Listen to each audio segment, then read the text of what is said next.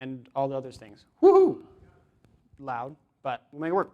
Well, welcome to everybody that came. So glad to see you here, and also, your interest in learning about Prop 1 and what it means for Idaho's elections.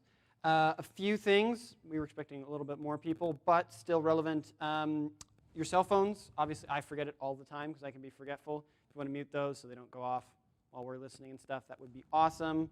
And then secondly, if you didn't already grab them, there's some pamphlets or a little piece of paper on the back right table that you can write out your questions. And then at the end, we're going to hand those all in and go through them and answer as many as we can, which I think we'll get through them all.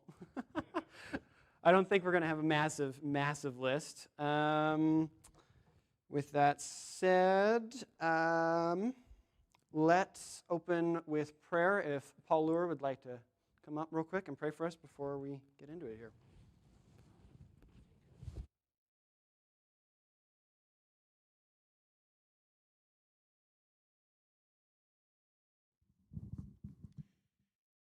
Let's pray together.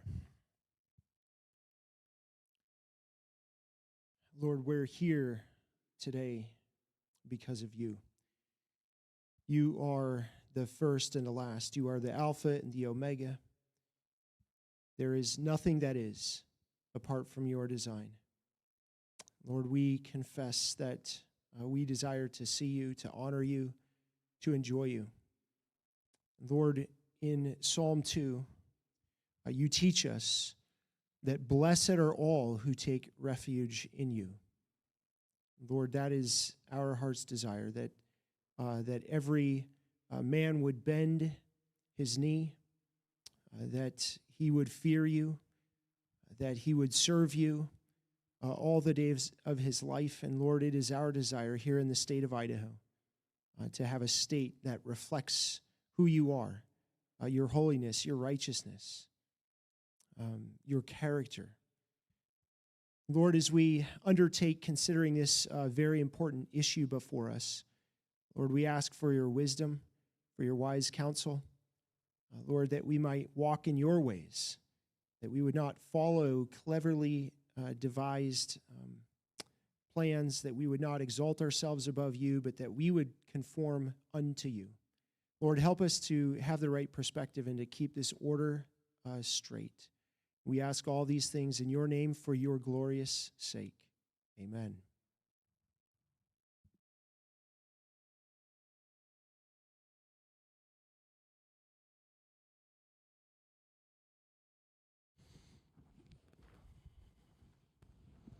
So I'm on. Cool. Awesome. So first speaker, we'll have Senator Tammy Nichols will be speaking and kind of starting us off here. I'll let you explain yourself because you're going to know yourself better than I will.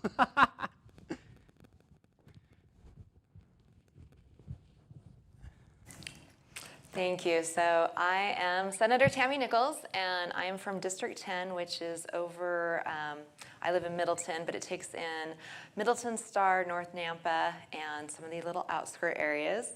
I grew up here in Boise, and I've lived in Middleton for about 22 years now. I have 5 children, and I'm a small business owner. I've been in the legislature for almost 6 years now. I spent 4 years over in the House and then 2 years in the Senate so far. And I'm also a precinct committeeman for my precinct in Canyon County. I currently serve on the Education and the Agriculture Committee as the vice chair, and I'm also the co-chair for the Idaho Freedom Caucus. And I got involved as a citizen, just like a lot of other people. Education is what got me started, and seeing what was happening in the education system, became involved in that, started going down to the Capitol and testifying and helping with bills, and decided that I was going to run for office because I thought there needed to be some changes in the direction of our state and things that were transpiring nationwide. that Idaho is not in a bubble, and that eventually things would get here as well for us to contend with. So I like a proactive approach, so I prefer to be proactive than reactive on things. So some of my legislation is things that I can see coming down the road that haven't made it here yet, but I know they're going to happen. So sometimes my bills seem to be a little bit outside of the normal circle or the square, but it's because I see things transpire. So anyway, but thank you for coming. This is an important issue, and I'm grateful for this opportunity. You want me to just go right into it? Okay. So they asked me to come speak and talk a little bit about the history to begin with of ranked choice voting, because this is sort of a new thing, new concept here, right? And it's pretty new throughout the United States, really. But it's actually been around for quite some time. So some of the background with ranked choice voting is that it actually has origins from the late 19th century, emerging from a desire to promote a more democratic outcome and mitigate the limitations of winner-takes-all elections. Initially, it was proposed, though, in 1870, and ranked choice voting aimed to ensure that elected officials reflect a broader spectrum of voter preference rather than merely securing a plurality. The concept was developed by various reformers, including political scientist Robert Ware, who published the idea in the Harvard Law Review. The first government election utilizing ranked choice voting actually occurred in 1912 in Cambridge, Massachusetts, where it was introduced to improve voter representation and reduce the impact of spoiler candidates. Over the following decades, ranked choice voting saw limited adoption, primarily in local elections, as it gained traction among progressive reformers who sought to address the shortcomings of the electoral system. But throughout the 20th century, interest in ranked choice voting grew, particularly during the electoral reforms of the 1960s and 70s, which aimed to increase voter participation and enhance democratic processes. In the 1900s and early 2000s, grassroots movements advocating for electoral reform began to champion ranked choice voting more vigorously, leading to key milestones such as implementation in San Francisco in 2004. The movement gained further momentum when Maine adopted ranked choice voting for statewide elections in 2016, becoming the first state to do so. Many supporters of ranked choice voting advocate for replacing the Electoral College with a popular vote system, arguing that this would create a more direct and democratic electoral process. We see what's happening in Idaho, where it's not just about the electoral process, but it's really about just getting rid of the Republican primary, and that's really one of the targeted focuses with this. But by addressing issues like vote splitting and ensuring the winning candidates have broader appeal, ultimately this movement seeks to reform the electoral system, take away party primaries, and to empower voters and create a political landscape that reflects the diverse opinions of the populace, fostering a more engaged and representative democracy, not a republic. So what states have implemented ranked choice voting, and why are they now trying to get rid of it? Well, ranked choice voting is currently used statewide in Alaska and Maine, and in Hawaii for certain elections. Maine became the first state to adopt ranked choice voting for statewide elections through a voter referendum in 2016. The system is used for federal elections and for state offices. In 2020, Alaska adopted ranked choice voting for federal and state elections, including congressional races. The decision followed a similar voter-driven initiative, and that's one of the keys that we've seen in a lot of these, is that it's a voter-driven initiative. Here in Idaho, the proposal is for it to impact over 20 plus elections. So it would be the most any state would adopt, the most elections any state would adopt to use ranked choice voting. So currently 14 states contain localities that either use or are scheduled to begin using ranked choice voting in municipal elections, and 10 states have enacted legislation prohibiting the use of ranked choice voting in any elections.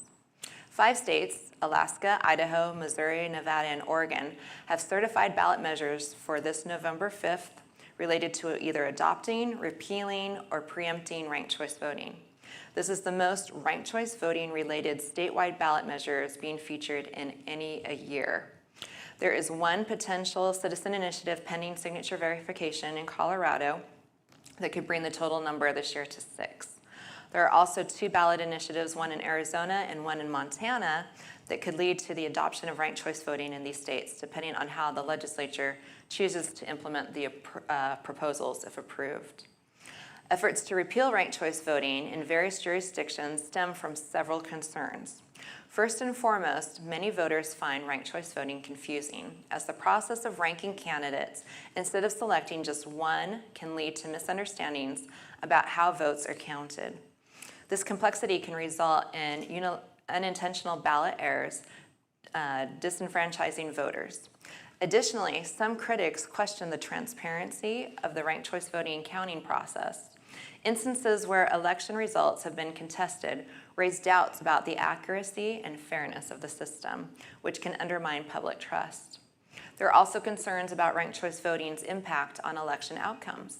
Some political groups believe that the system may disadvantage their candidates, especially in races where third-party candidates could siphon votes from more established candidates.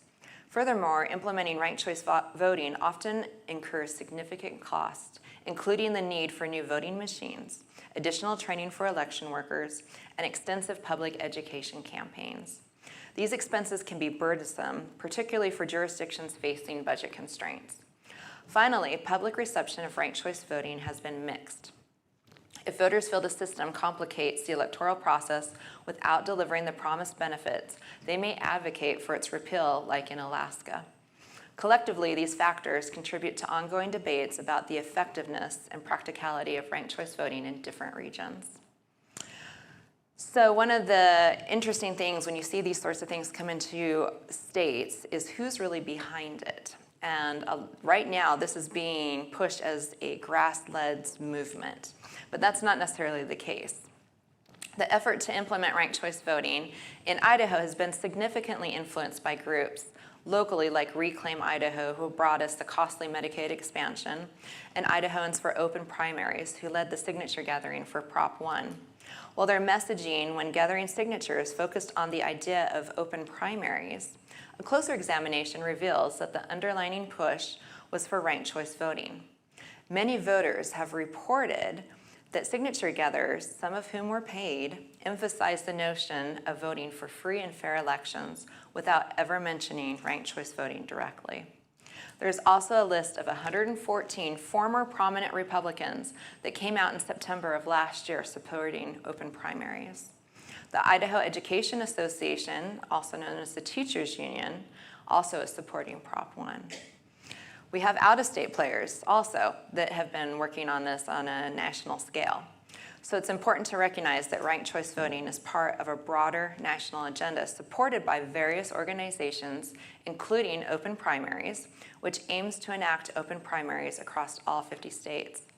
The National Popular Voter Interstate Compact, who is pushing to establish the use of ranked choice voting for presidential elections, with Maine being the 17th state to join the compact. The Capital Research Center has conducted extensive research on the influential players behind the ranked choice voting movement, revealing connections to prominent groups such as the Tides Foundation, the Murdochs, George Soros, Unite America, and the Rockefeller Brothers. Additionally, activists with the Communist Party USA endorsed using ranked choice voting to elect more communist candidates to office and to oust conservatives, and even penned an op-ed in May of this year. These findings highlight the potential for external influences in shaping states' electoral landscapes, prompting concerns among conservatives about preserving the integrity of local decision-making in elections. We are seeing that with most of the money supporting ranked choice voting is coming from these out-of-state organizations. So why is this on the ballot this year? Why out of all years? Well, in March of 2023, the Idaho legislature passed House Bill 179 that effectively banned ranked choice voting in the state. This legislation was driven by concerns among lawmakers regarding the potential complexities about voter confusion associated with ranked choice voting. The decision was supported by many Republican legislators who expressed the belief that ranked choice voting could undermine the traditional electoral process and create challenges in determining election outcomes. The ban came in response to growing discussions around electoral reform and initiatives like Proposition 1, which aimed to introduce ranked choice voting in Idaho. By prohibiting ranked choice voting, the legislature sought to maintain the existing primary and general election process, emphasizing the importance of straightforward voting methods that align with the values of most Idahoans. More states have banned ranked choice voting in 2024 than in any other year, with that push beginning just in 2022. So has the Prop 1 initiative been adequately explained to voters, and what has been left out? So you might have heard that a lot of people, as I said before, were being told that by signing the ballot initiative petition that this was going to be for free and fair elections and open primaries, without saying anything about ranked choice voting. And even if you look on the signs, if you see the yes on Prop 1 signs, it says open primaries on there. There's nothing about ranked choice voting. But Proposition 1 does not restore open primaries. Instead, it would replace the current primary system with what's called a jungle primary, where multiple candidates compete to be among the top 4 advancing to the ranked choice voting general election. Before 2012, primary elections operated on an honor system, but problems arose when Democrats began losing to Republicans. Some Democrats requested Republican ballots to influence the primary, leading Republicans to restrict voting to registered party members, a decision that was upheld by the courts. Supporters of Prop 1 argue that restricting primary voting disenfranchises non-Republicans, but this claim is flawed. Voting is about making choices, including party affiliation, and anyone can register to vote in the Republican primary by simply checking a box. Additionally, jungle primaries could feature over 40 candidates, complicating voter decision-making and undermining the purpose of political parties to present a manageable number of options. Supporters also claim Prop 1 empowers voters, but party leaders may still pressure candidates to withdraw, reducing true voter choice. Ultimately, Prop 1 introduces a complicated and costly voting system that could erode public trust and in an expensive solution to a non-existent problem. Voting no on jungle primaries and ranked choice voting is what most Republicans are recommending. So what has been left out in the messaging that's been given by the pro-Prop 1 people? Well, first is the complexity of the voting process. Ranked choice voting introduces a complicated system. The initiative itself is about 16 pages long, and most of you probably got that in the mail. Looks like this. If you're needing that many pages to be able to explain something, that right there is a red flag. So it's a complicated system where voters rank candidates instead of selecting just one. This complexity can lead to confusion and mistakes, particularly for those unfamiliar with the process. Research indicates that a significant percentage of voters may not complete their rankings, reducing the effectiveness of their votes. Additionally, votes are up to 10 times more likely to be rejected due to improper marks. It also creates delayed election results. The tabulation process for ranked choice voting can be time-consuming as it involves multiple rounds of counting. When a candidate is dropped for not receiving enough votes, those votes are reallocated to the remaining candidates using computer algorithms. This could result in delays in announcing election results, which have been known to be weeks. And this frustrates voters and candidates alike. The cost of implementation. Implementing ranked choice voting requires a substantial financial investment in new voting technologies and systems. The estimates that they had were just like a few $100,000. That's what they were telling us on the pro side.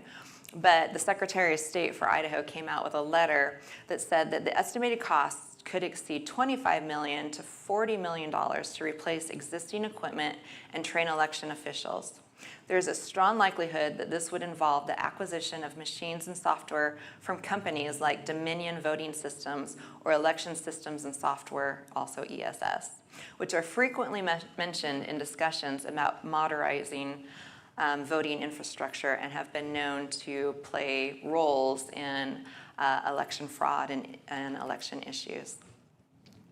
There's also the possibility of legal challenges.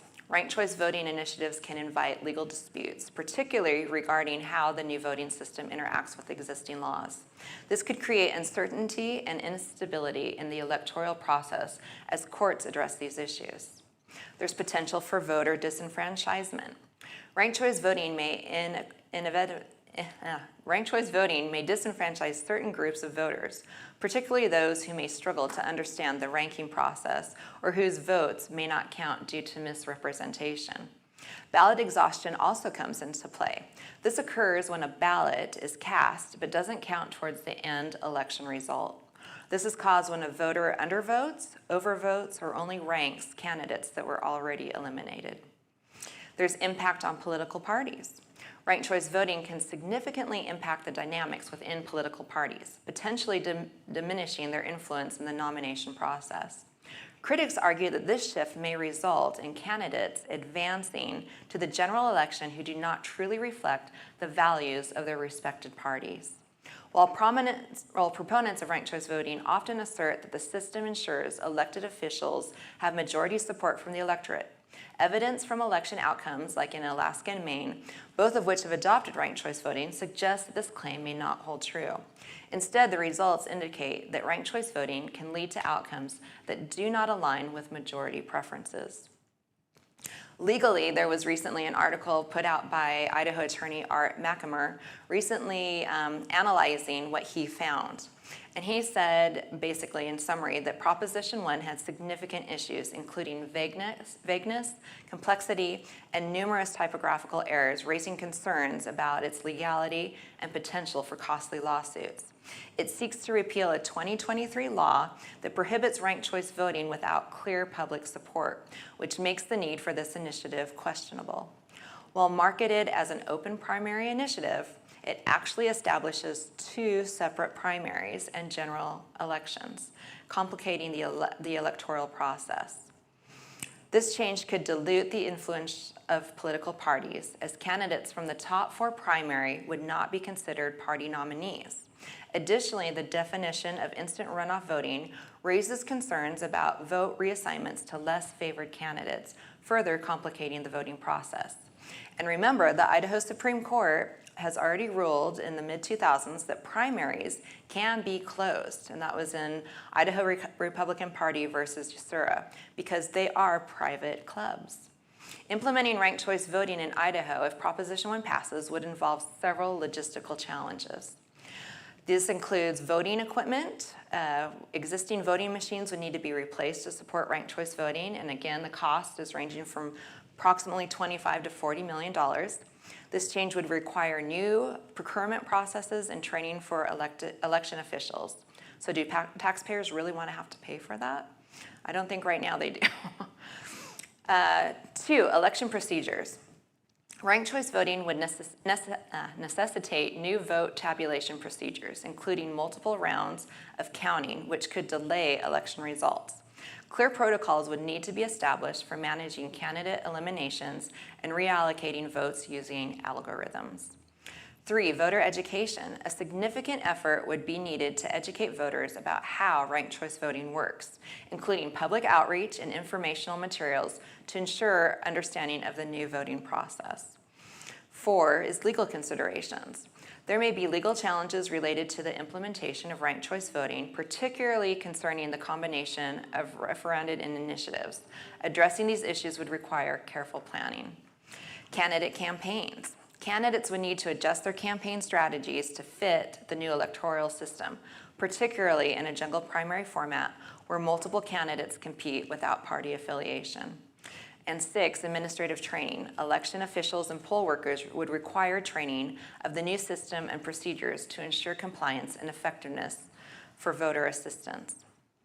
So voting no on Proposition 1 and ranked choice voting is crucial for Idaho's electoral integrity. Ranked choice voting complicates the voting process. It increases the chances of mistakes, with votes being up to 10 times more likely to be rejected due to improper marks. This complexity threatens the straightforward voting experience that Idahoans value and may erode trust in election results. Moreover, ranked choice voting could weaken political parties by allowing candidates who don't accurately represent party values to advance. There are concerns that this initiative is part of a broader push to both eliminate the Electoral College and the Republican primary, potentially shifting powers away from states like Idaho. Implementing ranked choice voting could also cost taxpayers, again, between $25 and $40 million to update voting machines and processes. So in summary, Prop 1 introduces unnecessary risks, complexities, and costs, and so by voting no, Idahoans can maintain a clear, fair, and trustworthy electoral process while protecting their voting rights. Thank you, and I will turn the time back over to you.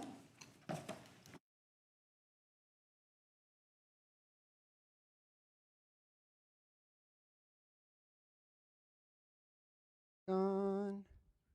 Think I have it back on? Yeah, I do. Thank you so much for explaining that. I didn't know, I don't know how many of you knew that it started in, I think 1870 was when the first example of ranked choice. I also did not know about the Communist Party and that involvement and interest either. So cool, interesting facts there to understand about the origins and stuff. With that said, Brian, if you want to come up and explain then how it will affect Idaho, that'd be awesome.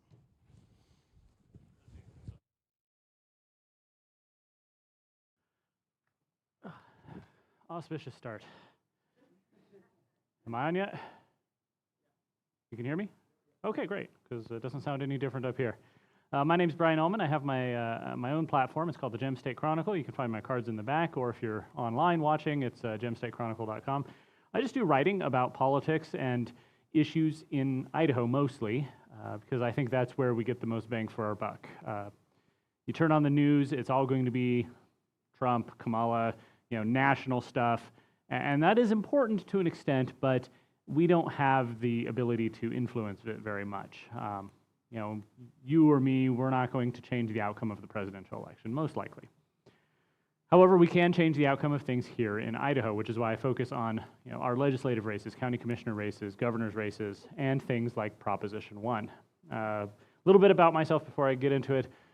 Moved here 6 years ago this month. Not quite to the day.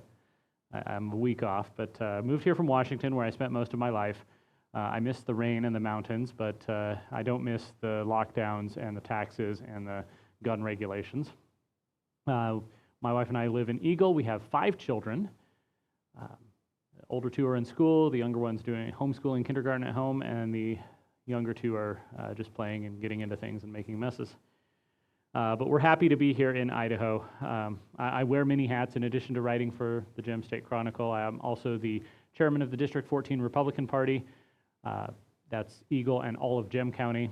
And I also do little bits here and there for other organizations and people. But I've been following the Proposition 1, even before it was known as Proposition 1. It was a year and a half ago that Reclaim Idaho and several other like-minded organizations put their heads together and decided they wanted to completely upend and change the way we vote in Idaho. They put that initiative out. They fought the Attorney General in court because they wanted to call it open primaries. They wanted to pretend that that was all what it was all about. And they've been fighting ever since. They got it on the ballot, and they're still lying to people and trying to fight it. I want to go into the background of how we have voted, because I think that's important context for understanding what they're trying to do here, why we vote the way we do, and why are they trying to change it. You go back to ancient Greece. They had a republic, and that meant people had to vote, and oftentimes the way they voted, I saw this on a documentary once, is that they would take old pots that they had thrown out that were broken and break off little pieces and mark their vote on it and just put it in a basket somewhere, and then they'd count it up. So, kudos to them for recycling. In early America, when you would go to your town hall or elect your representatives to the assembly or the legislature or the House of Burgesses or whatever it was called at the time, you would go in and you would announce publicly, I am voting for so-and-so. And, that kept people accountable, but it also kept people, you could be influenced. If your boss didn't like the way you voted, then, you could make life troublesome for you. Or if your neighbor didn't like the way you voted. Eventually, they started going to a system where you had party-supplied ballots.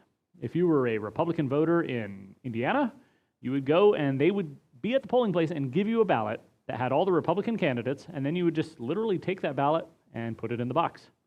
It's very simple, very easy. You didn't really have much of a choice. If you wanted to vote for a Democrat on one race, well, you were out of luck. And that meant in some places where one party controlled everything, you might not have a choice at all. Famously, in the 1860 presidential election, Abraham Lincoln did not even appear on the ballot in the South because there was no Republican Party structure in the South.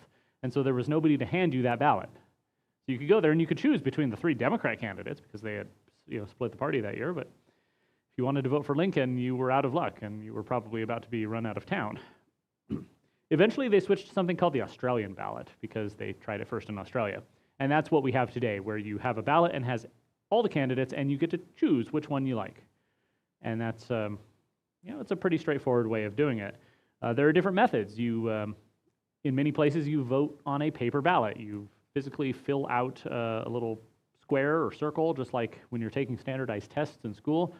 I voted early a couple of days ago at the Eagle Public Library, and it was, it's a little square, a rectangle. You fill it in all the way with a pen, and then you run it through an optical scanner. And I think that's actually a pretty good system that we have here in Ada County. You still have the paper ballot. That's not destroyed. It's kept in a box, and it's supposed to be secure. Meanwhile, your actual vote is tabulated very quickly and then taken to the elections office where they count it up. I like the idea of hand counting, but when you have a dozen different races on each ballot, and especially ballots that are, say one person's in Ada County Highway District 1 and others in Ada County Highway District 2, you're going to have different races on them. Hand counting is a bit of a pain. Optical machine counting, it's fine, but it's good to keep the ballot so that you can go back and audit it after the fact, especially if it's a really close election.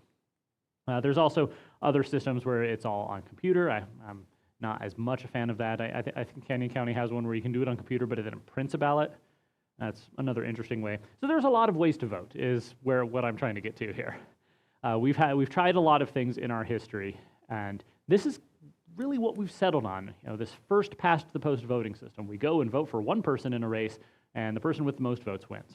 It's very simple. Anyone can understand it. Children can understand it. It's not complex. What about primaries? Well, the idea of a primary wasn't really on the minds of our original founding fathers when they made the Constitution, because they figured everybody would just come together and come up with the best choice. George Washington was elected by the Electoral College unanimously. Nobody bothered to challenge him. And then other people eventually would stand for election, and eventually that created factions. You had the Federalist Party and the Democratic Republican Party.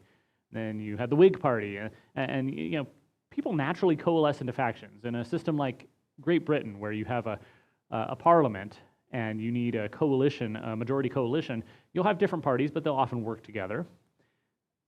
In the American system, it's really designed for 2 parties. You go back to the Constitution, and it's actually, the 2-party system was inevitable the way it was set up. And so people are naturally going to do that. Instead of having factions of different parties coming together, like in England, where they joined forces, say, 2010, the Conservatives were just short of a majority, so they made a coalition, a deal with the Liberal Democrats, which is kind of funny if you think about it. It was just enough to get them a majority. In America, we do our factions within the parties. In the Democrat Party, you have the Democrat Socialists and the different factions there. In the Republicans, you have the Liberty Republicans, Conservatives, and then you have the moderates, and there's always been a tension there. But originally, go back to our founding, and they chose their presidential nominee for your party by having a congressional caucus. All their members of Congress of that party would get together and decide who they were going to nominate. Eventually, that turned into national conventions where they invited delegates from different parts of the country. And we still do that to an extent. They came up with the idea of caucuses, where you actually go as a voter and you spend a lot of time locked in a room deciding who you're going to support, who's going to, who you as a neighborhood or a precinct or a district is going to support. Caucuses can last for hours because you will do multiple rounds of voting until you come up with a majority. Our presidential nominating caucus here in Idaho, we decided to do it a lot simpler. You just come in and cast your vote and you move on. So you don't have to stay there all day, which is, most people thought that was a good idea. I think the idea of spending 12 hours in a caucus sounds like a lot of fun, but I'm not normal. And then there's also direct primaries. A lot of states have primaries. That's what we had in Idaho in 2012 and 2016, where if you want to nominate the president, you literally just go vote. You go cast your vote, and whoever gets the most gets all our delegates to the convention.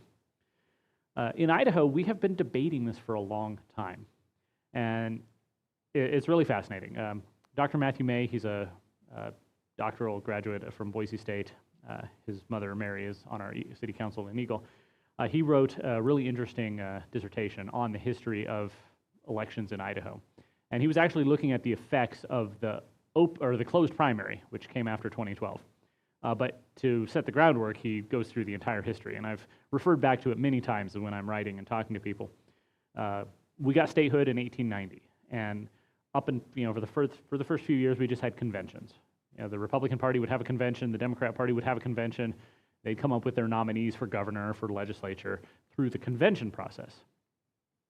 In the 1906 Republican Party platform for Idaho, they supported a primary, not necessarily a direct primary, a closed primary. They worried that the Democrats would come over and raid the election, come in and vote in the Republican primary to either vote for the worst candidate, somebody who would have trouble winning in the general, or vote for the most moderate candidate, somebody they could stomach if that person did win. And it shows how things don't change. Republicans were worried about this over 100 years ago. Back in 1909, the legislature decided to create direct primaries, but they had a twist. It actually had ranked choice voting. In 1909, they passed a law saying that to nominate your nominee, you would vote for two. You'd rank one and rank a second. You'd put number one beside one candidate, number two beside another. And then whoever got the most votes would win. And they do that, additional tabulation where if your candidate doesn't get enough votes, they would drop off and that person's second choice would be added and keep doing that until you have a majority. It took Ada County apparently 8 days to count. And that was a long time back then when it was very small and you had a hand counting. And they decided that was a mess, so in 1911 they repealed that, didn't do it anymore. 1913, the Republican legislature and a Republican governor, they combined to do a closed primary. And that's what we have now, where you have to be a member of a party to vote in that party's election. However, in 1918, there was a group of Republicans called the Nonpartisan League, and they decided they were going to go register as Democrats to mess with the Democrat nomination. But both sides do it. It reminded me of Rush Limbaugh in the 2008 Democrat primary, urging people to do what he called Operation Chaos, go in and vote either for Clinton or for Obama, depending on who was leading. And the idea was supposed to stretch it out so that they'd beat each other up and then they'd lose to the Republican, which obviously didn't happen. So because of that nonpartisan league, playing around in the Democrat primary, they came back in 1919 and decided that you were going to have conventions. For statewide office, for governor, for lieutenant governor, for attorney general, you were going to nominate your nominee in a convention. However, for legislative offices, you could still do a closed primary. But then in 1939, they decided, this closed primary thing, it's divisive, it keeps people from voting, we're going to open the primary. So they did open primaries. You notice we have this debate every generation, and we're just having it again now. 1962, they decided to close the primaries again, and so you had closed partisan primaries, and if your candidate didn't reach 50%, you would have a runoff. A runoff is where you have a second vote, where you take, say, the top two. Say you have 5 people running in one contest, they get everywhere from 10% to 40%. You knock off 3, keep the top 2, and then they just face each other in, it's like a final round. And I'll talk more about that in a moment. 1971, they switched back to open primaries. Back then, we had Governor Cecil Andrus, who was a Democrat, and the Democrat Party at the time actually wanted an official party registration system where you declared your affiliation with the party, and the Republicans opposed it at the time, but Governor Andrus vetoed that. And that's what we had until 2012. We had open primaries where any voter could go into the primary polling place, ask for any party's ballot. You could just go in and say, today I want a Democrat ballot, or a Republican ballot, or a Constitution Party ballot, Libertarian ballot, or if you want, you can just vote on the unaffiliated ballot, which is school board races, levies, things like that. But the Republican Party at that time decided they didn't like this. They felt that Democrats were coming in and messing around in the primary, and so they, as a party, voted to close the primary. Government said, no, we can't do that. The law says it has to be open primaries. And so the Republican Party sued. Senator Nichols mentioned that. It was the Republican Party versus Benny Sursa. He was the Secretary of State at the time, so he was representing the state in this. And they won a case saying that, no, freedom of association means that you have the right to close the primary. And that's where we are now, and that is what the backers of Proposition 1 are trying to use to get people to support a change. They're saying that, what does this say? Idahoans voted in open primaries for 40 years until party insiders established closed primaries in 2011 to solidify their power. Sounds so ominous. And even if that's true, that has nothing to do with Proposition 1 because Proposition 1 is not going back to an open primary. Now, there are other alternative voting systems that have been tried throughout the years. This first past the post system where you come in and you vote for one person and whoever gets the most votes wins, that's very common in areas that are basically English speaking or used to be part of the British Empire because that was their system, and so we adopted that. And again, it creates incentives to make coalitions, whether in the British system with different parties or whether in the American system within two parties. It's not perfect. I don't think there is a perfect voting system because we're all imperfect people. And there's never going to be anything that takes into account every quirk of human nature and every loophole and every ability to game the system. But it works. It's simple. It's straightforward. Once the votes are counted, you know who won. Whether it's by 10,000 votes or whether it's by 2 votes, you know that the votes were tabulated and there's a winner. People have been debating different alternatives for a long time. There's, Senator Nichols talked about ranked choice voting came about almost 200 years ago, and mathematicians have been writing about it, trying to figure out the different outcomes. There's this great video by a YouTube channel called Veritasium, a fellow named Derek Mueller. He's actually Australian, so he doesn't have any skin in this game. He looks at all the different systems and games out exactly why they are not perfect, because there's always loopholes. There's always ways you can game the system. If ranked choice voting passes, we will start gaming the system as Republicans. That's just the way it goes. The papal elections, electing Pope, for 4 centuries, they used something called a preference election, where you vote for everybody that you like, and then they just count up whoever has the most votes. It's not really ranking, because you're just giving everybody one vote. Imagine you go into the polling place and say, I like Donald Trump, I'll give him a vote. Harris, I guess so, give him a vote. The Libertarian guy, he seems nice, I'll give him a vote. And then whoever has the most votes wins. It's an interesting idea. I want to say something, though. None of these systems are necessarily the moral choice. This really isn't a moral question.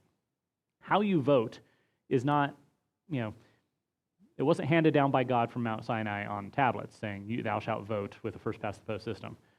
It's not even in the Constitution. The Constitution does not specify how people in states vote. So the Founding Fathers figured we'll leave that to the people of the states.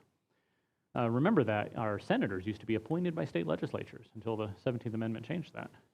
So how you select your leaders is not something that is necessarily a moral issue, but I would say that the backers of Prop 1 have been making it a moral issue. They're trying to say that if you don't support this, you are immoral because you are denying people the right to vote. And in America today, that's like the worst thing you could do, deny somebody the right to vote. And so they're using that. They're tugging on your heartstrings, trying to make you feel like if you oppose this, you're a bad person because you're not allowing people to vote. And that's not true at all. So this debate has been going on for a while, and why now? Senator Nichols mentioned that we just passed a law a couple of years ago saying that ranked choice voting will be illegal in Idaho. And I'm pretty sure during the debate, some people came up and said, why are you doing this now? This isn't a problem here. This is a solution in search of a problem. We need Idaho solutions for Idaho problems. Well, obviously, the people who sponsored this bill saw the writing on the wall. They were going to come here. They went to Maine. They went to Alaska. They've been changing election systems throughout the country. Washington and California both have a top 2 primary. They changed that in Washington before I moved out. So sometimes I had 2 Democrats to vote for. So this was coming, and our legislators saw that it was coming, and they took action. And so now we have this on our ballot because this is the other side striking back. But why now? more than 60% of registered voters in Idaho are Republican, which means 60% of registered voters, have no problem voting on a Republican ballot in the primary. The last legislature was more than 80% Republican, because there's no unaffiliated people in the legislature, so you don't count those. When you get to the general election, you have to vote for a Republican or a Democrat. You can vote for an independent candidate, but usually they don't win because party name recognition is a thing, and trying to make it not is, it's like Quixote tilting at the windmills. It's not really a thing that you can do. But I think the real reason they're coming after us now is because conservatives have been growing in strength in Idaho. 2 years ago, Dorothy Moon was elected the chair of the Idaho Republican Party. And that was a huge swing from where it was. It showed that the people who are most involved in party politics, the literal grassroots, were getting more conservative. And despite hundreds of thousands of dollars being spent to try and flip control of the party back by investing in PC races and sending out text messages to voters for precinct committeemen races, putting up signs, even billboards in some places, Dorothy Moon won re-election by an even greater share of the vote than in 2022, which shows that the conservative revolution in Idaho politics is here to stay. It's not just a flash in the pan. Over the past 2 primaries, a lot of legislators who are more moderate establishment types were defeated. Greg Cheney, Paul Amador, Jim Patrick, Jeff Agenbrod, Jim Woodward, although he'll be back next year. They were defeated by, in many cases, people who were not necessarily, political champions. Brian Lenny over in District 13 just came out of nowhere and says, I don't like what my senator's doing, so I'm going to run against him, and I'm going to go talk directly to the people. And the people responded. Glenita Seiderfeld out in Twin Falls, same thing. Going directly to the people and sharing a conservative message is a way to win because people get frustrated with their government. People get frustrated with what their lawmakers are doing, and yet oftentimes they feel like there's nothing they can do. And so when a conservative candidate comes along and says, support me and I will do what you want, I'll carry your message and your frustration to the Capitol, then oftentimes they win. And over the last 4 years, that's been happening a lot here, and that's got the powers that be and establishment very worried. Leftists and moderates, they're worried that conservatives are actually going to be able to make policy now, are actually going to be able to do what they say they want to do. And this Proposition 1 is, I think, an effort to stop that. Senator Nichols mentioned that a lot of the money is coming from out of state. Over the last few years, I think a lot of people have realized that the national battlefield it's too big. There's too much money, there's too much power. We're not going to be able to move the U.S. Senate or the U.S. House of Representatives or the White House the way we want, but we can move state legislatures. Then there's a lot of national organizations that have begun working toward that end on both sides. On the right, you have State Freedom Caucus and Young Americans for Liberty. On the left, you have organizations like Unite America who have dumped hundreds of thousands of dollars into Prop 1 here because they see that Idaho is where the battlefield is. It's in states like this, states that we think are red states and always will be. Well, it won't always will be if we fall asleep at the wheel. It's been growing more conservative over the past few years, but there are people both in the state and out of the state who want to change that. So all that said, what is Prop 1? Senator Nichols gave you an overview, so I won't spend too much time on it. It eliminates the partisan primary and establishes ranked choice voting. Why do they want to eliminate the primary? It takes the Idaho Republican Party completely out of the equation. It allows Democrats and unaffiliated leftists to choose nominees. There's a lot of districts in Idaho that are solidly red. District 10. My district is District 14. We're in no danger of having a Democrat win in these places, which is nice. And that means that the real fight is in the Republican primary. And they don't like that. The people supporting this initiative don't like that because they want to be able to manipulate the outcomes. On the other hand, there are blue districts too. Districts like District 16 right here in Boise, District 17, 18. It's very tough for a Republican to win here. So why are Democrats supporting this? That's a good question. This essentially eliminates third parties and independents, even though the backers are trying to say that this would help third parties, this would help independents, trying to say that this gives everybody an even chance, but that's not true, is it? If you've got the primary and you're going to take the top 4, do you think it's going to be Republican, Democrat, Constitution, Libertarian, Green Party, Socialist, Communist, Libertarian? Already said Libertarian. No, it's going to be, if you're in District 10 or 14, it's going to be Republican, Republican, Republican, and maybe one Democrat, and vice versa in Boise. And honestly, if we already see this in Alaska, the party will adapt. In deep blue districts, the Democrats will talk to their people and make sure there's only one candidate. And Republican Party, I assume, will try and do the same thing. So it would really lock out the third parties. Right now, the 4 registered parties in Idaho politics, the Republicans, Democrats, Constitution, and Libertarians, they get to be on the general election ballot no matter what. The winner of the Republican primary, the winner of the Democrat primary, and the Constitution candidate, the Libertarian candidate, they all get to be on the general election ballot. Now, not all of them are.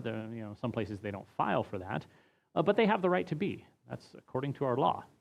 And then there's as many independents as file. Why did Ammon Bundy in 2022 step out of the Republican primary and run as an independent? Because that gives him 6 more months to campaign. Had he been in the Republican primary, he probably would have lost. I assume so. Maybe it would have been interesting. But and then he would have been done. But by filing as an independent, he gets to be on the general election ballot.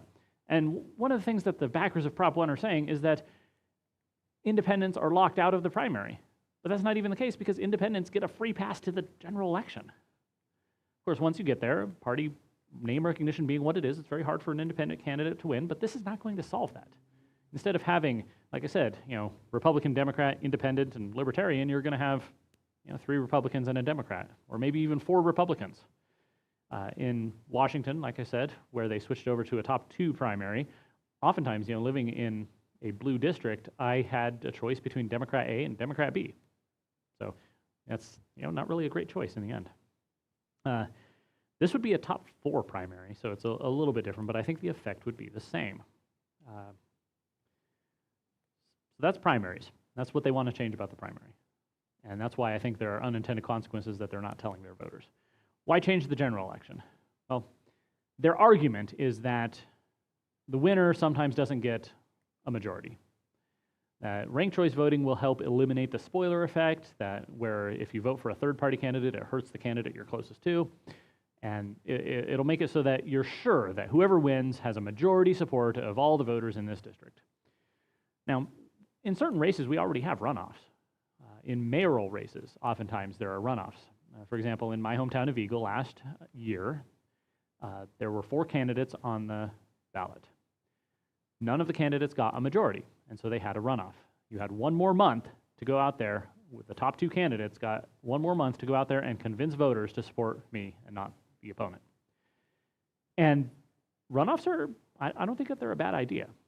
They give people a chance to make one final pitch to the voters. Both candidates could look and say, okay, there's these candidates who voted for the 2 who are no longer on the ballot. There's these candidates these voters, who did not vote at all. All right, so we are going to go to those and make our pitches. And then a month later, you have 1 more election. The ranked choice voting is also called instant runoff because the idea is that it does it immediately.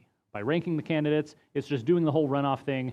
The computer will tabulate it, and you don't have to worry about having a second election and having to pay for a second election and have campaign signs up for another month.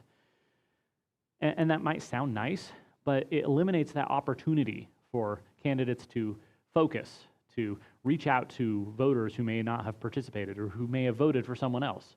It takes that away.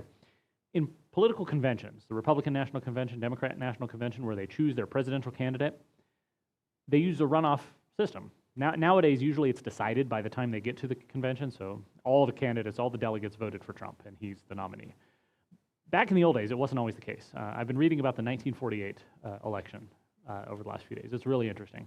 Go to gemstatechronicle.com and read one of my latest articles about that. And it's about why we should not take our foot off the gas, because Thomas Dewey thought he had it in the bag. Well, what they would do, and what they did in that election, is that on the very first ballot, you had Thomas Dewey was the front runner, but he didn't have a majority. And Robert Taft of Ohio, he was pretty close as well. But they had pretty much locked up their delegates, and they were fighting over these people who didn't like either of them. And they went back and forth. They did a second ballot.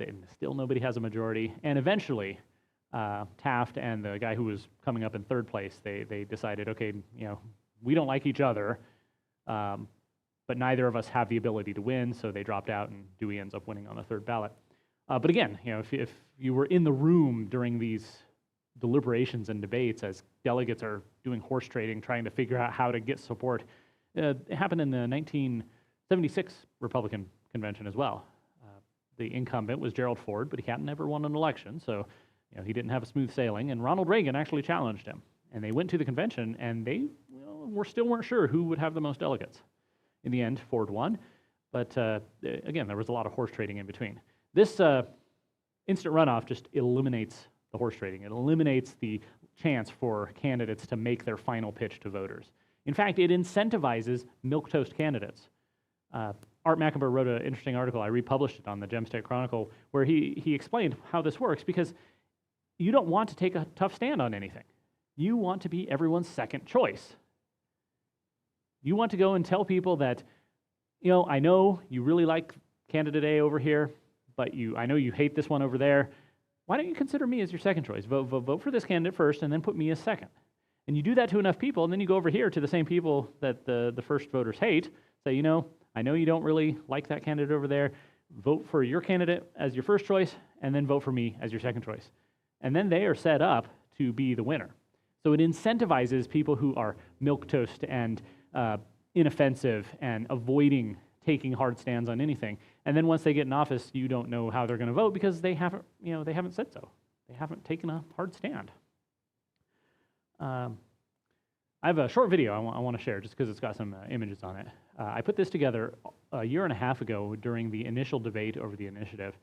And I used the example of the District 15 election, where we had several Republicans in the primary, and then in the general election, there was a Republican, a Democrat, and a Constitution Party candidate. Now, your first thought when you hear about Prop 1 is, hey, this will help the third-party candidate, but that's not actually the case. So let's take a look.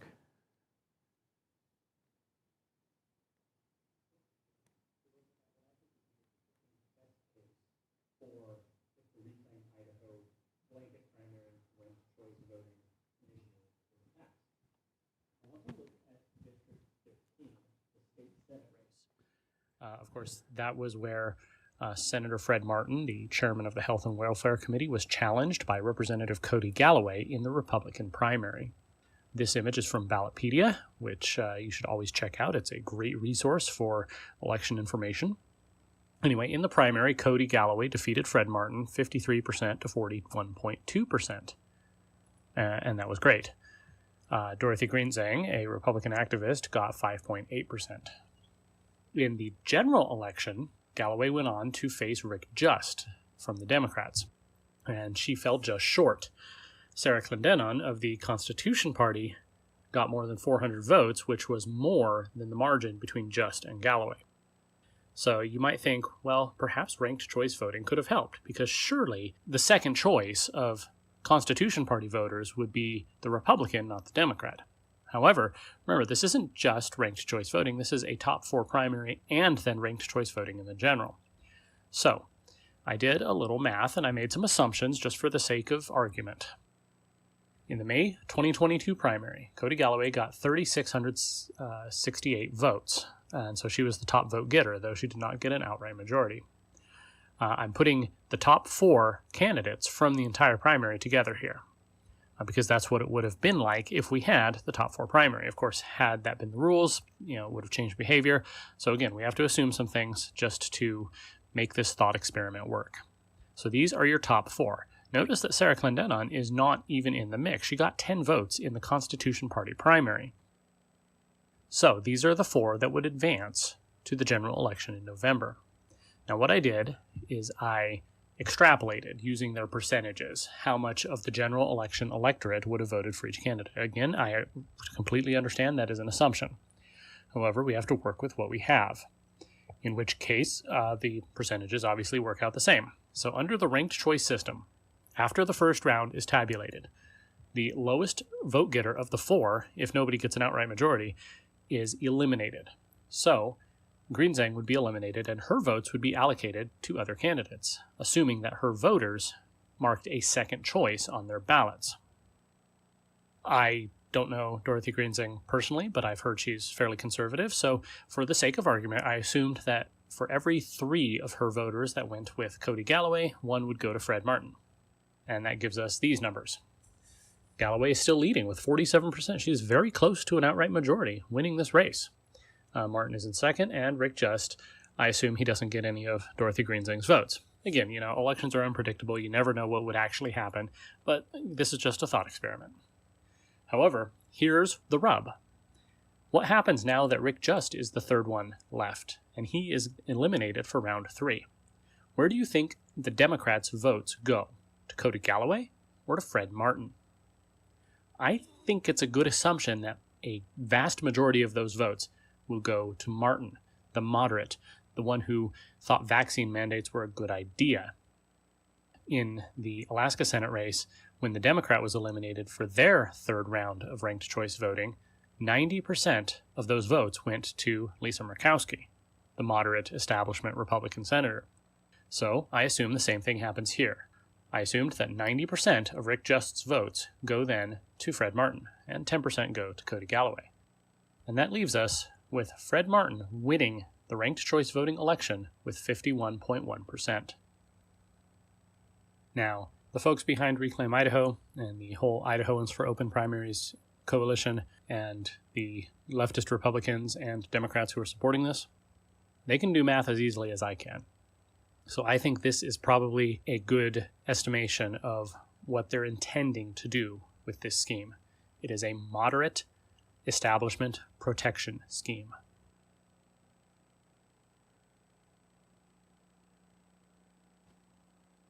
Assumptions I had to make there just because things will change. People's strategy will change if this passes. However, I remember in the oral arguments last year when the Attorney General challenged tried to put an accurate title on the initiative, and Reclaim Idaho challenged them to say, no, we want to call it open primaries. The lawyer for Reclaim Idaho and the Idahoans for Open Primaries said this out loud. They said, well, this has worked out great in Alaska because it's given us more moderate candidates, and we want the same thing here. So I think that's what it's about. So why should you vote no? If nothing's convinced you yet, why should you vote no? If everybody here is already going to vote no, that's great. I want to give you some things that you can take to your friends and your family and your neighbors. If there's anybody watching who's still on the fence, then I want to give you a good reason to reject this at the polls over the next 2.5 weeks. It's complex and confusing. I think that's a given at this point. Ranking, or first you go to the primary where you could have 40 people on the ballot and you have to pick one. That's going to be a mess. And then you go to the general, and instead of just picking one, you have to rank them 1 through 4. If you don't rank all 4, then your ballot could be thrown out. It could be exhausted. If the candidate you ranked number 1, say you go in and you only want one candidate, you dislike all the rest, you vote for that person. If that person is 4th place or 3rd place, they're knocked out, and then suddenly you don't have any vote. Your votes are not added to the tally. And they'll come out and say that so-and-so has won this election with a majority, with 51%, but that's not really true because it's not 51% of votes that were cast. It's 51% of votes, people who ranked all 4 candidates, and that might not be you. We've seen the results in other states. Senator Nichols talked about what happened in Alaska. I think you know that. It incentivizes milquetoast choices.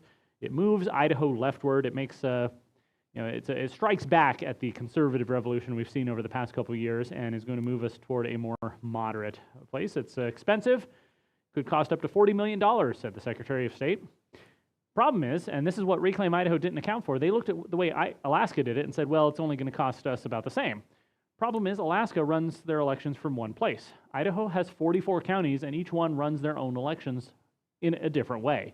This would force all those counties, big counties like Ada and Canyon, as well as little counties like Camas County and Power County, to change the way they tabulate votes. And that could be very expensive. That cost is going to fall on taxpayers, especially in these smaller counties. And it's possible they might not even be able to do it, in which case, does that mean the state is going to have to take over the elections? Is this a backdoor to taking over all the county's election systems and centralizing them under the state? I don't think we want that. Jungle primaries eliminate the freedom of association. It eliminates your ability to be a part of an organization, such as the Republican Party of Idaho or the Democratic Party of Idaho. Parties aren't bad things. People talk about partisan politics as if it's bad. A party is just a group of people who have joined together to pool their resources to accomplish a shared goal. And yeah, we have our fights within the Republican Party, but then once those fights are done, once we figure everything out, once the primary voters have spoken, we move forward together. You know, the Republicans, the GOP, the grand old party, it's the party of Abraham Lincoln and Calvin Coolidge, you know, William Howard Taft, Robert Taft, the party of Thomas Dewey, the party of Barry Goldwater, the party of Richard Nixon, the party of Reagan, Bush, and now Donald Trump. You know, that's not a bad thing. The purpose of the primary is to select a nominee. It's to select your champion. It's like how the NFC championship game is to select the NFC's best team to go fight in the Super Bowl. Imagine if you get to the playoffs and you just reseed everybody, and every round you rearrange the seedings. There's no such thing as AFC or NFC. It doesn't matter. They're just words. They're just names. You're not really fighting to become the AFC champion or the NFC champion. That's kind of the case here. You know, they want to eliminate the parties and allow people to just say, I'm a Republican, I'm a Democrat, I'm a whatever. A lot of people in Washington, where I used to live, since you could put your own affiliation on there, your own identification, it's they figured Republican was a bad word, so they put GOP or GOP party, which is repetitive. It's going to allow people to identify as Republicans who aren't even Republicans. It's like trans Republicans. Republicans, speaking of Republicans, the party is almost entirely united against this. You know, they've pulled out a few high-profile people. You know, former Governor Butch Otter, Jim Jones. I don't even think you can call him a Republican anymore. To be their standard bearers to say that this is bipartisan. But Dorothy Moon, Brent Regan, Tom Luna, Raul Labrador, Brad Little, Brian Lenny, Jim Guthrie, Scott Groh, Sean Digert, Mike Moyle, Chuck Winder, Jim Risch, Mike Crapo, Russ Fulcher, and Mike Simpson have all come out against this. There are very few things where you can get all those people on the same page. And so if they're all on the same page saying this is a bad idea, I think we should listen and say, yeah, it's a bad idea. The only elected officials in the Republican Party who've come out in favor are people who lost their primaries by more than 1,000 votes. So basically sore losers who don't like the fact that the current system led to them being ousted and want to change the rules. And that's really all this is. Even the Democrats who are supporting this, I think they're just doing it out of short-term, it's for short-term gain. It's to knock out the conservative movement in Idaho. Who cares what happens 10 years down the road? Another reason to vote against this is that the backers are lying to you. They're saying that voters can restore Idaho's voting traditions with Proposition 1 open primaries. It is not restoring anything. It is getting rid of the primaries, not going back to the way it was in 2010 with an open primary where you could go and select a partisan ballot. It's changing it to a jungle primary, a blanket primary where everybody's on the same ballot. You have to pick one, and then it goes to ranked choice voting, which of course they don't even say here. They don't even say anything about ranked choice voting on these things. Yet you open this up and, it's massive. How many sections does this change in Idaho code? 42? It's crazy. I honestly believe a lot of people are going to be duped. They're going to think, oh, this is just open primaries, and they'll walk into the polling place and go get ready to vote yes, and then they're going to see on the ballot, it's literally 2 entire columns of information. They're going to read it and say, wait a second, this isn't what I signed up for. This isn't what they said it was. Reclaim Idaho and their friends say that 300,000 voters are disenfranchised. In fact, it says here, allows all Idahoans, including 275,000 independents, to vote in taxpayer-funded elections. They can vote in elections. There's nothing stopping them. In fact, they've tried to lie and say that military members and veterans aren't allowed to affiliate as Republicans in order to get a Republican ballot. It's just a total lie. They call it open primaries. That's not true. They say veterans can't vote. That's not true. They say this will make elections more fair and equitable. It's not true.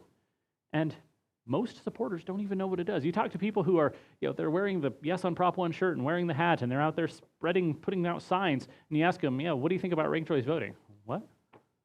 That's, they're lying to voters and they're lying to their own volunteers. Now, can it be stopped if it passes? Heaven forbid. There are multiple ways you can stop it. More lawsuits. It's combining two issues in one initiative. That goes against our state constitution that says every law has to be a single issue. This is changing both the primary and the general. So far, the courts have not listened to that argument, but maybe if it passed, they would revisit it and say, okay, now you have standing to complain. Freedom of association. It says that you can identify as a Republican even if you're not affiliated as a Republican. The Republican Party is a private organization. The very title is a lie. It has nothing to do with open primaries. Are you allowed to just lie to voters completely and utterly? And if they vote for it, then so what? There's also the issue that our constitutionally legislatures set voting policies, not the people, not through the initiative process. Again, I'm not a lawyer. These are just things that other lawyers have said are issues with it. These are issues that the Attorney General's office brought up a year and a half ago and has been pounding the drum ever since. Even if it passes and then it survives court challenges, our legislature could still override it. There's nothing stopping our legislature from saying, no, we don't think this is a good idea, and they will vote against it. However, if they do so, they will be hammered for, people will say they're ignoring the will of the people. Even if the legislature passes it, they'll start hammering the governor and say, you need to listen to the will of the people, veto this. And they're going to be under a lot of pressure. So it's best to just not put them through that. So instead of forcing our legislature to clean up the mess left over, let's just defeat this on November 5th. Let's say as the people of Idaho, this is a bad idea, we don't want it, and let's put this thing to bed. Thank you.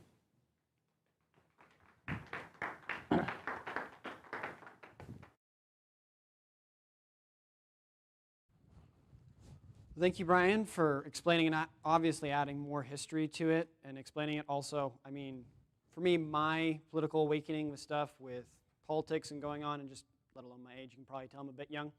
I didn't even know about all the stuff that happened with the 2012 things and the closing and opening and different stuff there. So thank you for adding that context and explaining it. That said, we originally were going to do like hand-in, written, whatever else, and we'd answer the questions and have a Q&A. But since we don't have the largest crowd here, I'm just going to grab the handheld, and if Tammy and Brian can come up here, I'll go to whoever has a question. And then also, once we've exhausted that, if there's anybody online, if you want to leave a comment on the stream, I will try to check that once I've gone around the room there. All right, who's got a question? Anybody? Do you have any additional context you want to leave? Anything else that you want to leave I could out? come up with something. Sir. Thank you both for excellent explanations. I thought I was reading about it, and you just gave so much more. I've seen people who explain the ranked choice voting say, well, okay, nobody got a majority the first time around. Let's eliminate somebody, reallocate the votes. And as soon as it ticks over 50 plus 1, you're done. But that's not really the process that's described in the McGovernor, that's described in that pamphlet. It says you keep iterating until you're down to 2. Then you look for who's got the most votes. So I don't know that it matters a lot, but I think it could change the outcome if you were to stop I don't know, I'm not sure.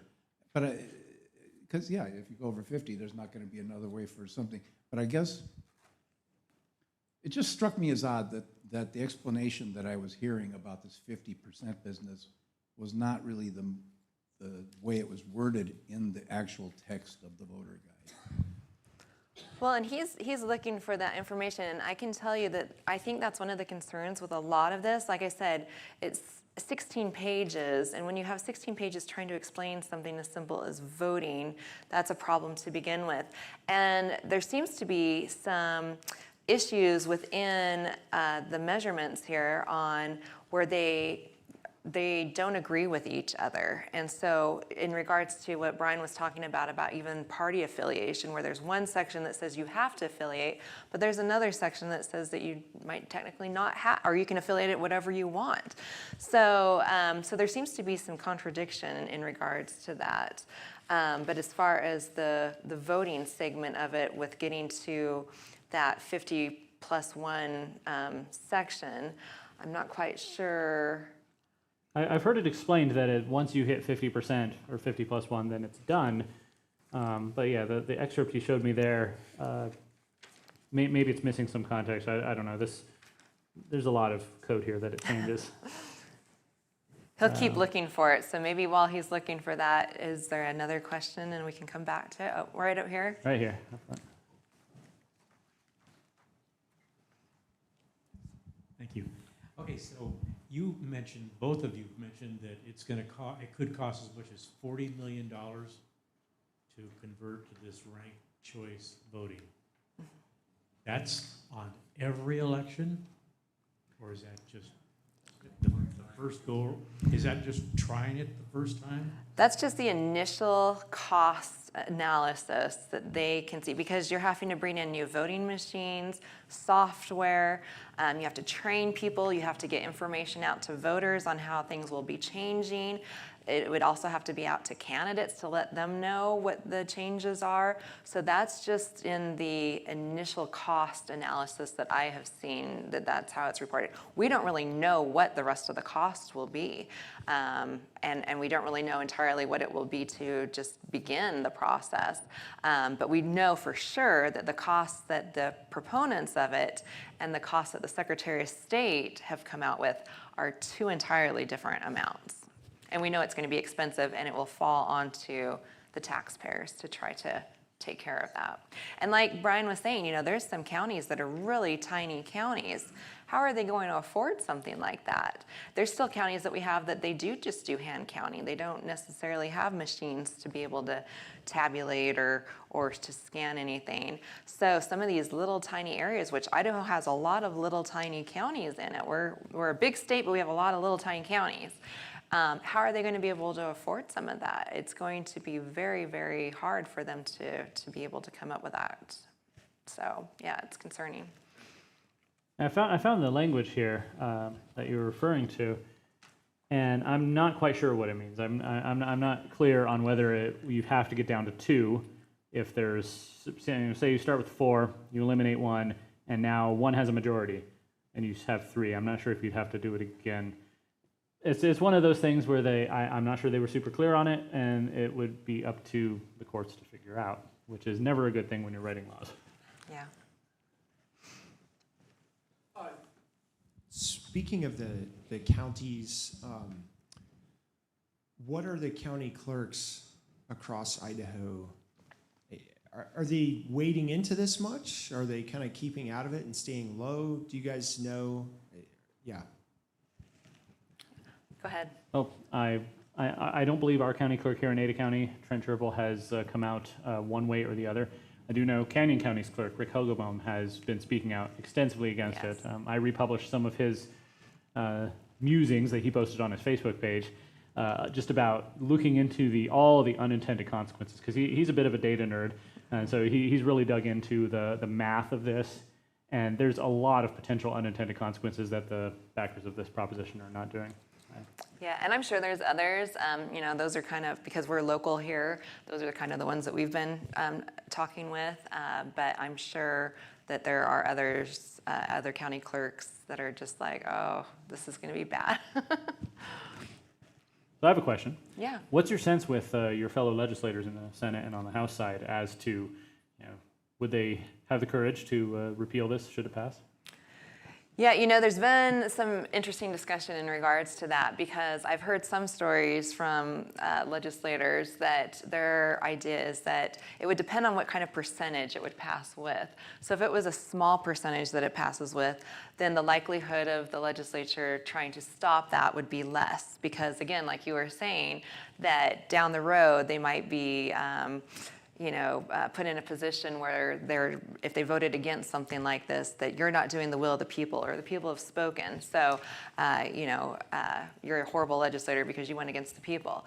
I would hope that we would have more courage. And we know that there's going to be a lot of changes in the legislature again this next session coming up. So I would hope that we'd have people in there that could stand firm on where they're at on that. It's kind of like the Medicaid expansion. When that came in, and that was done through a ballot initiative, was passed, the legislature had the ability to be able to stop it at that time.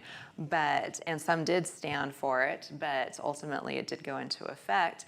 And then we tried to put bookends on it, and that was even very difficult to do. So, if it were to pass, then the best outcome would be for the legislature to stand up and to say no. There's an interesting little poison pill that the backers of this snuck in here. Section 40, it says, all statutes enacted before the effective date of this act that are inconsistent with the provisions of this act are hereby repealed, and the Idaho Code Commission shall include such repealers in the annual codifiers correction bill as necessary. It's almost like they're trying to kneecap any attempt to repeal this. I don't think it would stand up. You can't. One of the most basic things of any republic is that one legislature cannot tell the next legislature what they can and can't do. You can always go back and repeal something. Yeah, we do that quite often. We take things off the books, we put things on, we make changes, so that is within the scope. And again, that's part of the problem is that, we see states like California where now there's a lot of ballot initiatives that are done, and it circumvents the legislative process. And then they try to say, oh, it's the will of the people. Well, when you have things like this that are transpiring where the information is not what it is being sold, is not what you're actually getting, we saw the same thing kind of with Common Core when it came into play. What you were told was not what you were actually sold. And so when you have people that you're not really giving them the full information to make a decision on, then the legislature does need to step in and to be able to fix that before it becomes a major problem. I think that's a fundamental question that we're facing here is, are we a republic or a democracy? Democracy is literally mob rule. You just go to the people and whatever they want, it goes. Problem with that is that, as a group, as a large group, people are easily swayed by things like fancy flyers and marketing materials. It's the same reason they want to get rid of the Electoral College. It's taking away the structure of our country and turning it into something where they can just, from one centralized office, decide where they're going to push things. And I really think that that's where the ultimate goal is headed. Now, Maine was, like I said, the first state to pass statewide ranked choice voting, and they're the 17th state now to join into getting rid of the Electoral College and moving to a popular vote. The way that I see it is that they're going to try to continue to implement this in the states, get legislators in there that are going to be sympathetic to getting rid of the Electoral College so that they can get the rest of the states on board to overturn it and go to a popular vote system.